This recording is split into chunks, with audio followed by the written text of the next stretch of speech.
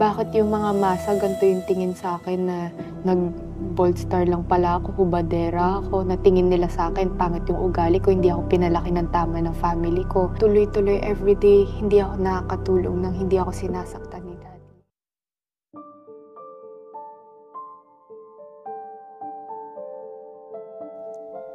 Ngayon ay pag-uusapan natin o sisilipin natin ang tunay na buhay ni Agnes Kang o mas kilala ngayon sa sikat na pangalan na Angeli Kang. Siya ay ipinanganak sa Mandaluyong City, Philippines noong August 3, 2001. Siya ay half Pilipina and half Koreana dahil ang tatay niya ay nagmula sa lahi ng Korea. Siya ay isang aktres sa sikat na movie film na Viva Max.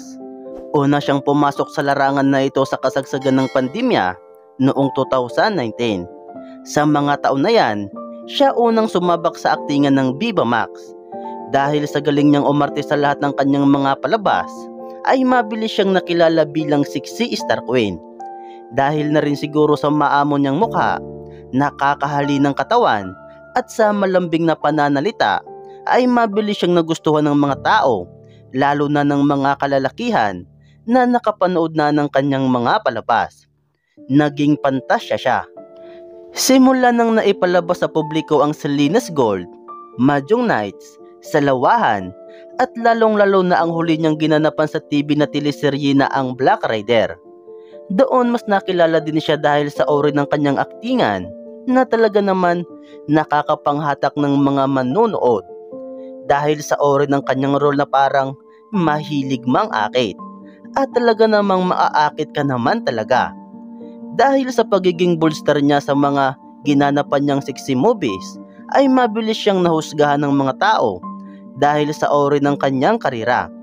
Subalit ayon naman sa kanya, basta wala lang daw siyang naaapakan na tao, ay matatawag pa rin naman niyang isang marangal na trabaho ang kanyang ginagawa. Dahil sa gusto niyang makilala sa showbiz, ay pinasok niya ang ganitong trabaho, na kahit daw minsan ay binaba siya, ay hinahayaan na lang daw niya ang mga ito. Hindi naman daw lahat ng mga tao ay negative comment lagi ang mga sinasabi sa kanya. Maiba naman daw na mga positive comment ang sinasabi sa kanya na kanyang nagiging sandalan para mas galingan pa niya ang kanyang ginagawa. Pero alam nyo ba, nasa likod pala ng kanyang trabahong ito na ang inakala natin o ng iba na isang uri siya ng babae na easy to get or kaladkarin lang dahil sa kanyang mga palabas, ay mali pala. Dahil ayon sa kanya, trabaho lang daw ang kanyang ginagawa at walang personalan. Dahil kung tutuusin daw, habang gumagawa naman daw sila ng mga eksena sa mga palabas, ay marami naman daw ang nakatingin na komodel niya, director o cameraman. Kaya naman hindi siya masyadong naaapektuhan sa kanyang mga eksena. Subalit minsan daw, hindi daw talaga minsan maiiwasan na sa kalagitnaan ng kanilang shoot ay aksidente daw na natatanggal ang plaster na nakakabit sa sandata ng lalaki na kanyang kapartner kapag daw nasa moment na sila ng sexy time kapag tumitigas iyon. Subalit hindi na daw niya iyon masyado iniintindi dahil iniisip niya na parte iyon ng acting scene kaya hindi talaga maiiwasan. May times na habang naka-plaster, natatanggal yung plaster kasi tumitigas. Tapos bago pa mag-take yung direct, hinahalikan na ako. After mag-take, hinahalikan pa rin ako. Minsan pa nga daw, bago magsimula ang shoot or pagkatapos ng shoot, ay patuloy pa rin daw siyang hinahalikan ng lalaki.